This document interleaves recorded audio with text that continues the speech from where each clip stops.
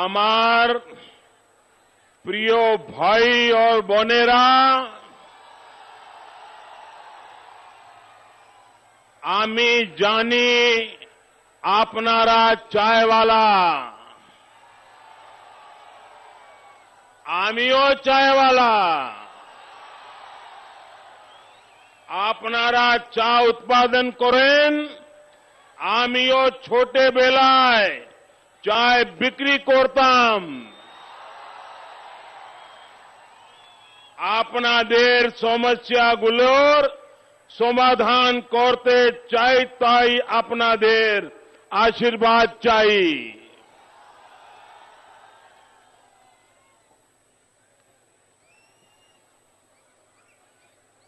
मेरे प्यारे भाइयों बहनों, मैं इस मंच के चारों तरफ दूर दूर तक ये जो नजारा देख रहा हूं, ये लोगों का उमंग और उत्साह देख रहा हूं, दिल्ली में बैठ करके मुझे भी अंदाज नहीं आ सकता है कि परिवर्तन की ऐसी एक आंधी यहां आई है।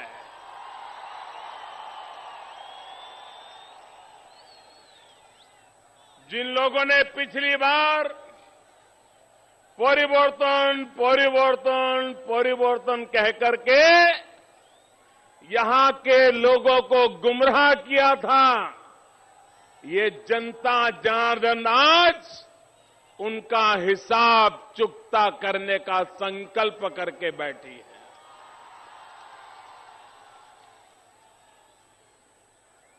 पिछले चुनाव में तो हम सुनते थे, मां माटी मानो। अब क्या सुना 5 साल तक? मां माटी मानुस नहीं, एक ही बात सुनते रहे, मौत मौत और मौत। मां माटी मानुस की जगह ये पश्चिम बंगाल में मौत ने ले ली है। मुझे अभी बताया गया, कल ही चाय बागान में मजदूरी करने वाले हमारे 2 साथियों की मौत हो गई। यहां से 2 किलोमीटर दूरी पर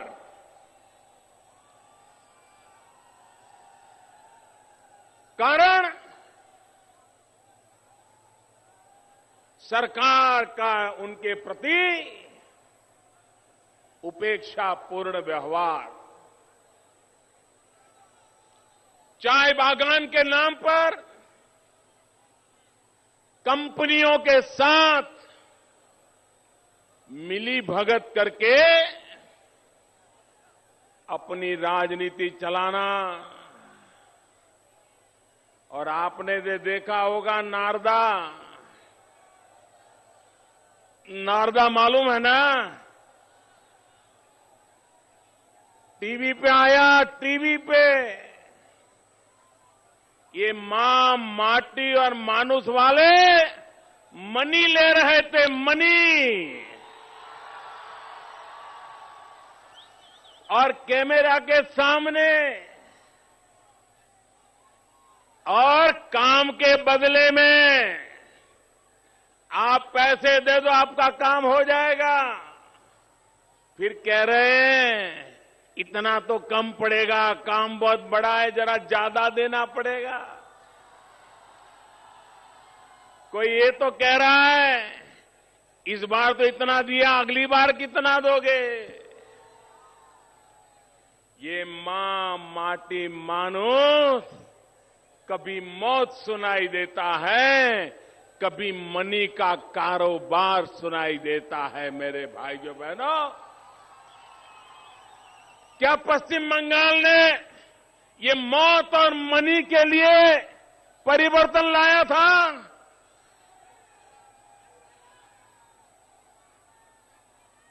और मैं तो हैरान हूं, जब पिछली बार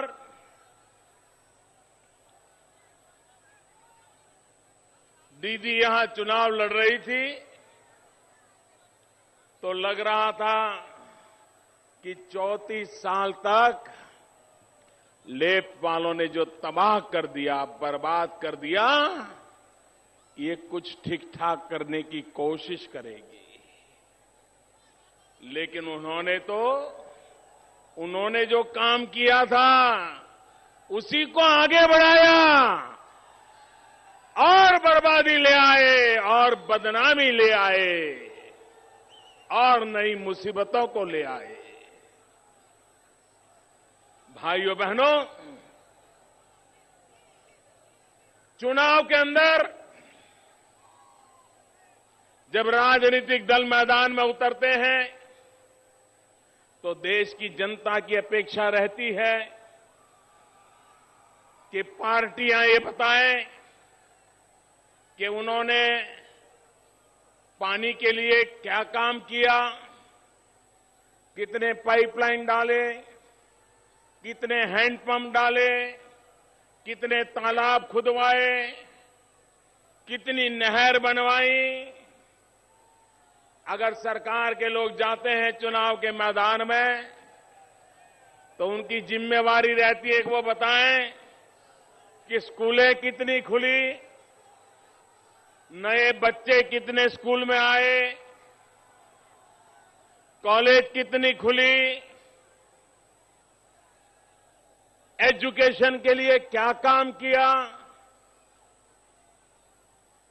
दार्जिलिंग जो कभी शिक्षा का बहुत बड़ा नाम बन सकता था, उसको बर्बाद किसने किया। भाइयों बहनों, मैं सुनकर के हैरान हूं। चर्चा क्या चल रही है? कितनी स्कूलें बनाई, उसकी चर्चा नहीं हो रही है। कितने अस्पताल बनाए, उसकी चर्चा नहीं हो रही है। गरीबों को कितने घर दिए, इसकी चर्चा नहीं हो रही है। कितने किलोमीटर गांव को रास्ते दिए, उसकी चर्चा नहीं हो रही है। चर्चा ये हो रही है कि लेप वाले कहते हैं कि दीदी आपके राज में इतने बलात्कार हुए, तो दीदी कहती है अरे तुम्हारे राज में इससे भी ज्यादा बलात्कार हुए थे। लेप वाले कहते हैं कि तुम्हारे राज में इतने लोग मरे, तो दीदी कहती है तुम्हारे समय इतने मरे थे। लेप वाले कहते हैं कि तुम्हारे यहां इतने बम बना दिए जाते हैं, तो दीदी कहती है तुम्हारे समय में इतने बम बनाए जाते हैं। लेप वाले कहते हैं कि इतना भ्रष्टाचार होता है, तो दीदी कहती है कि तुम्हारे समय इतना भ्रष्टाचार होता था। मैं हैरान हूं भैया, क्या ये दोनों लोग बलात्कार किसके ज्यादा हुए उसकी बात करेंगे कि माताओं बहनों के रक्षा की बात करेंगे? किसके जमाने में कितने मरे थे, इसी के ब्लेम गेम चलता रहेगा कि नए अस्पताल कितने बने, इसकी चर्चा होगी। बम कितने बने, इसी के लिए दोनों कौन ज्यादा बम बनाता था वो लड़ेंगे कि बंगाल की जनता को बम, बंदूक और पिस्तौल की दुनिया से कौन बचाएगा, इसकी चर्चा करेंगे। भाइयों बहनों, बंगाल ने ये दोनों विकराल चेहरे देख लिए हैं, दोनों विकराल रूप रंग देख लिए हैं, ये दोनों के तौर तरीके आपने देख लिए हैं। मेरे बंगाल के भाइयों बहनों, क्या जमाना था बंगाल का। एक जो बंगाल सोचता था तो हिंदुस्तान को बंगाल जो सोचता था उसी सोचने के लिए मजबूर होना पड़ता। अंग्रेज भी आए तो उन्होंने अपने लिए सबसे अच्छी जगह कहां चुनी? तो बंगाल चुनी थी, वो बंगाल आने के लिए लालायित हुए थे, क्योंकि बंगाल इतना ताकतवर था, इतना प्रगतिशील था, इतनी उसकी ग्लोरी थी। लेकिन आजादी के बाद कांग्रेस ने, लेफ्ट ने और अब दीदी ने बंगाल को बर्बादी के ऐसे नए नए रूप दिखाए हैं कि अब अगर बंगाल को बचाना है, आपका भविष्य मेरे नौजवान भाइयों, आपका भविष्य इन दोनों के हाथ में सलामत नहीं है। ये लेफ्ट हो या दीदी हो, ये आपका भाग्य सुरक्षित नहीं कर सकते। और मैं तो हैरान हूं, एक ऐसी मुख्यमंत्री, जब भारत सरकार बड़े महत्वपूर्ण निर्णय करने के लिए मीटिंग बुलाती है, जिसमें राज्यों की भलाई के लिए चर्चा होती है, राज्य अपनी बात रख सकते हैं, ये दीदी को दिल्ली में मोदी जब से प्रधानमंत्री बने हैं, मीटिंग में बुलाते हैं तो मीटिंग का बहिष्कार करती है, आती नहीं है। अगर आग आकर के आपको भारत सरकार से क्या शिकायत है, जरा हमको बताती। भारत सरकार से आपको क्या चाहिए, हमको बताती। लेकिन नहीं, मोदी ने मीटिंग बुलाई है, मैं नहीं जाऊंगी। बंगाल का नुकसान हो तो हो, बंगाल बर्बाद हो जाए तो हो जाए, बंगाल के नौजवानों का भविष्य तबाह हो जाए तो हो जाए, लेकिन मैं मुख्यमंत्री ऐसी अपने आप को मानती हूं कि मैं प्रधानमंत्री की मीटिंग में भी नहीं जाऊंगी। लेकिन ममता दीदी मोदी की मीटिंग में तो आने से कतराती है, लेकिन जब भी दिल्ली आती है सोनिया जी से जरूर मिलती है। ये नाता हमें समझ में नहीं आता है। यहां तो लेफ्ट और कांग्रेस वाले मोर्चा लगाए बैठे हैं, लेकिन जब दीदी दिल्ली आती है तो सोनिया जी का आशीर्वाद जरूर लेती है और बराबर एक दूसरे के पास खड़े रह करके हंसते हुए फोटो भी निकलवाते हैं। अब आपको समझ आया ना कि इनका गठबंधन कैसा है। जो लोग मिले हुए हैं वो आपका भला करेंगे क्या? ये जो लोग मिले हुए हैं वो आपका भला करेंगे क्या? भाइयों बहनों, इनको बंगाल की चिंता नहीं है, उनको बंगाल के नौजवानों की चिंता नहीं है। आप मुझे बताइए, ये हमारे चाय बागान कानूनन चाय बागान के लिए राज्य सरकार की तरफ से एक वेलफेयर ऑफिसर होना चाहिए कि नहीं होना चाहिए? यहां के लोगों की मुसीबतों को सुनने के लिए एक अब दफ्तर काम करना चाहिए कि नहीं करना चाहिए? कानून में है कि नहीं है? राज्य सरकार की जिम्मेवारी है कि नहीं है?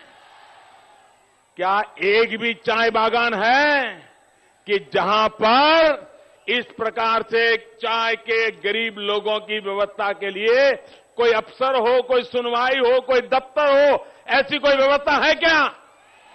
अगर जो आपका सुनना नहीं चाहते ऐसे लोगों को अब आप बंगाल की सरकार में से घर भेज दीजिए। भाइयों, मैं दिल्ली से बार बार इस विषय को कहता रहा। आखिरकार मुझे हमारे मंत्री निर्मला जी को यहां भेजना पड़ा। पहली बार भारत सरकार का मंत्री चाय बागानों में गया, चाय बागान के मेरे मजदूरों के साथ बैठा, उनकी समस्याएं सुनी और बाद में मुझे कठोर निर्णय करना पड़ा कि इन चाय बागान के मजदूरों की भलाई के लिए चाय बागान की कंपनियों को एक्वायर करने का निर्णय करना पड़ा ताकि उनका भला हो। लेकिन ये ममता दीदी की सरकार देखिए, वो ये मालिकों से ऐसी मिली हुई है कि दोनों मिलकर के कोर्ट में चले गए और स्टे ले आए। आपका मैं कल्याण करना चाहता था, उसमें भी रुकावट डाल दी गई। लेकिन मैं आपको वादा करता हूं, मैं गरीबों के कल्याण के मेरे काम को कभी रुकने नहीं दूंगा। मजदूरों की भलाई के काम को कभी थमने नहीं दूंगा। भाइयों बहनों, ये मेरा फैसला है और ये होके रहने वाला है।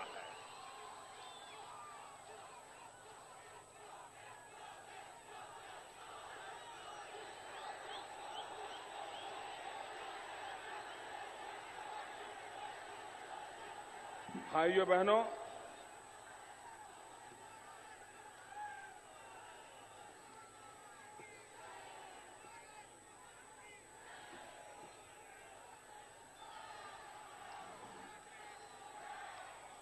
यहां पर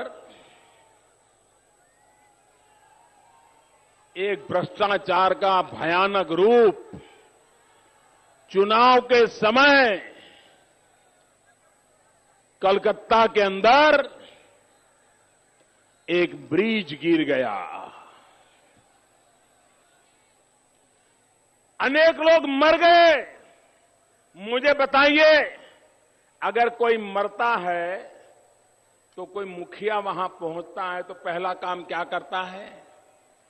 मरने वालों को बचाने की कोशिश करता है, डॉक्टरों की व्यवस्था करता है, इंजर्ड लोगों को ले जाने की व्यवस्था करता है। दीदी ने क्या किया? वहां पहुंचते ही पहला काम, ये तो लेप वालों ने कॉन्ट्रैक्ट दिया था। अरे लेप हो राइट हो, अरे वो मर रहा है, पहले उसकी तो चिंता करो दीदी। अरे मौत की तो इज्जत करो। लेकिन उनको तो कुर्सी ऐसी नजर आती है कि उनको मरे हुए लोग नजर नहीं आते थे, लेप वाले नजर आ रहे थे और वहीं पर ब्लेम गेम शुरू कर दिया। और बेशर्मी देखो, इतना बड़ा हादसा हो गया। मैं जरा दीदी को पूछना चाहता हूं कि आप कहती हो कि ब्रिज का कॉन्ट्रैक्ट तो लेप वालों ने दिया था। मुझे बताइए, जिस दिन ये ब्रिज का काम पूरा हो जाता, बन जाता और उसका उद्घाटन करने के लिए आप जाती, तो आप क्या बोलती? क्या बोलती दीदी बताओ? आप ये बोलती कि लेप वालों ने ब्रिज बनाया, मैं उनका अभिनंदन करती हूं, ऐसा बोलती क्या? आप ये कहती कि देखो मैंने आपके लिए ब्रिज बनाया और आप रिबन काटती, दिया जला देती। लेकिन अब जब गिर गया तो ये मां माटी मानुस भाग रहे हैं, मौत दिखाई दे रही है। ये मनी और मौत का कारोबार है कि विवेकानंद सेतु टूट गया। भाइयों बहनों, यहां तो एक सिंडिकेट चलता है, सिंडिकेट। वो सिंडिकेट का ऐसा जाल है, कभी कभी तो लगता है कि सिंडिकेट के नाम पर ही यहां के सारी तंत्र को इन्होंने दबोच के रखा हुआ है। यहां पर भी सैंडलवुड की सिंडिकेट चलती है, सैंडलवुड की। और मैं इलेक्शन कमीशन का आभारी हूं कि जैसे वहां वो ब्रिज गिर गया तो यहां पर ये सैंडलवुड की सिंडिकेट की गाड़ियां पकड़ी गई और पता चला कि हर साल हजारों करोड़ रुपयों की लकड़ी, चंदन की लकड़ी, ये सैंडलवुड सिंडिकेट के द्वारा चोरी हो जाती है। जंगलों को तबाह कर दिया जाता है और लुटेरे लूट के चले जाते हैं। और इतना बड़ा ब्रिज टूट गया तो क्या कहते हैं ये लोग? ये कहते हैं ये तो एक्ट ऑफ गॉड है। दीदी, ये एक्ट ऑफ गॉड नहीं, ये तो एक्ट ऑफ फ्रॉड है, फ्रॉड। ये एक्ट ऑफ फ्रॉड का परिणाम है। ये एक्ट ऑफ गॉड तो उस मात्रा में जरूर है क्योंकि चुनाव के दिनों में गिरा ताकि पता चले कि आपने कैसी सरकार चलाई है। इसलिए भगवान ने लोगों को संदेश दिया है कि आज ये ब्रिज टूटा, कल ये पूरा बंगाल ऐसे ही खत्म कर देगी, इसको बचाओ। ये भगवान ने संदेश भेजा है। और इसलिए भाइयों बहनों, और इसलिए मैं कहने आया हूं, बंगाल को इन दोनों से मुक्ति दिलाए बिना बंगाल की ग्लोरी वापस नहीं आ सकती। चाय बागान में फिर से रौनक नहीं आ सकती। मजदूरों को अपने हक की चीजें मुहैया नहीं हो सकती है। भाइयों बहनों, मैं हैरान हूं, यहां पर भारत सरकार गरीब की थाली में चावल आए, इसलिए गरीब की थाली में चावल आए, इसलिए भारत सरकार 27 रुपया 1 किलो के ऊपर 27 रुपया भारत के सरकार के खजाने से खर्च किया जाता है ताकि गरीब को सस्ते में चावल मिल जाए। भाइयों बहनों, यहां पर मजदूरों को पीडीएस सिस्टम का भी जितना लाभ मिलना चाहिए उतना मिल नहीं रहा है और इसलिए यहां के मजदूर को चावल बाजार में महंगे खरीदने जाना पड़ रहा है। ममता दीदी, अरे चुनाव तो आएंगे जाएंगे, एक गरीब का पेट आप खाली रख करके कभी भी आप बंगाल का भला नहीं कर पाओगे। भाइयों बहनों, हमारा देश हमेशा हमेशा हमारे गोरखा भाइयों के लिए गर्व करता आया है। आज भी कहीं पर भी भरोसा करना हो तो लोग कहते हैं भाई हमारी मिलकत संभालनी है तो गोरखा लड़का होगा ना तो कभी कोई मुश्किल नहीं, अपनी जान की बाजी लगा देगा, लेकिन हमारे ऊपर कोई तकलीफ नहीं आने देगा। देश की सीमाओं की रक्षा करनी है तो देश को भी लगता है अरे एक गोरखे का जवान खड़ा होगा ना, दुनिया की कोई ताकत नहीं है ये मेरी भारत मां को छू सके। अपने त्याग से, तपस्या से, समर्पण से, बलिदान से ये हमारे गोरखा भाइयों ने इस देश की रक्षा की है। शान बान शान में उन्होंने बढ़ोतरी की है, लेकिन उनको जितने वादे किए गए वादे किसी ने पूरे ही नहीं किए। हर कोई उनसे धोखा करता रहा। बहुत सालों से उनके गोरखा कम्युनिटी की 11 बिरादरी उनको शेड्यूल्ड ट्राइब में, एसटी में जगह देने के लिए वादे सबने किए, लेकिन काम किसी ने नहीं किया।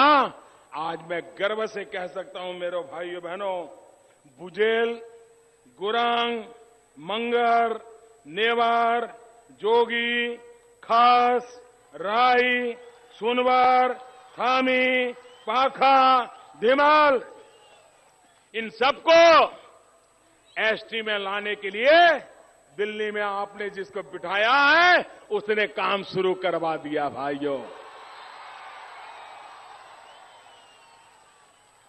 मैंने कहा था बांग्लादेश से जो शरणार्थी बनकर के आए हैं, जिनको मजबूरन बंगाल देश छोड़ करके आना पड़ा है, उनका गुनाह यही था क्योंकि वो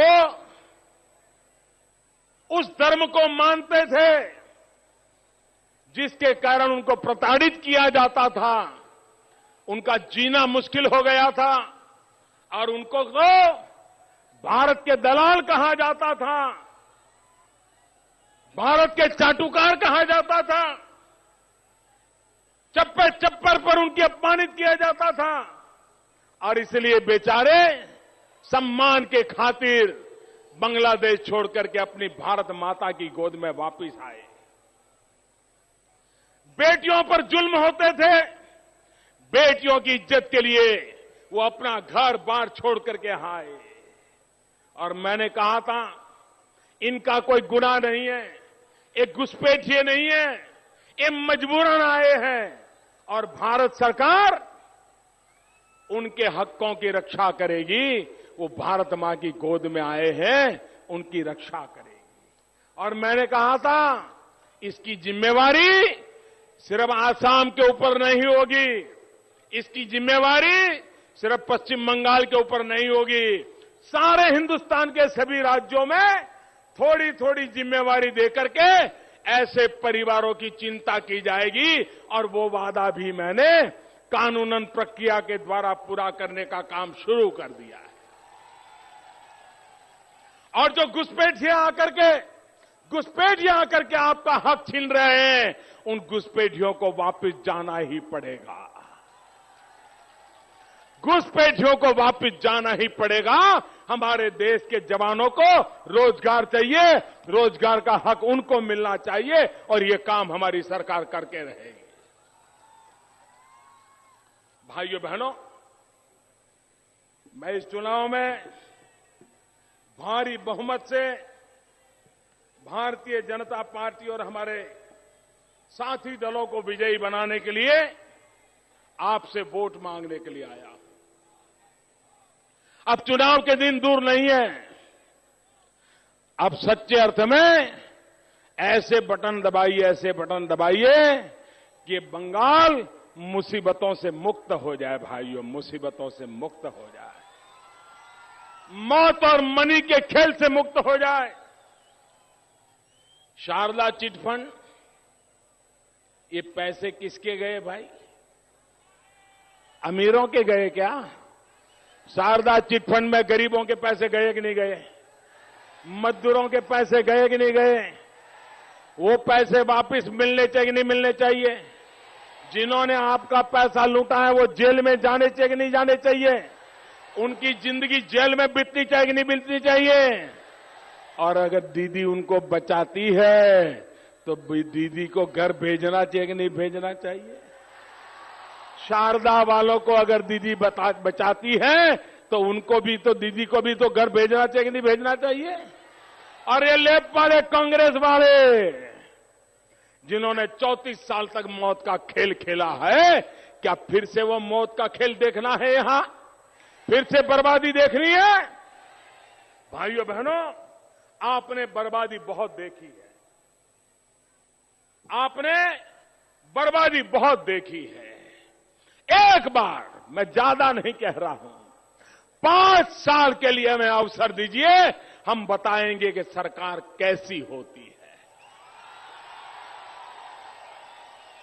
हम जहां जहां सरकार में बैठे हैं उस राज्यों में विकास हुआ है।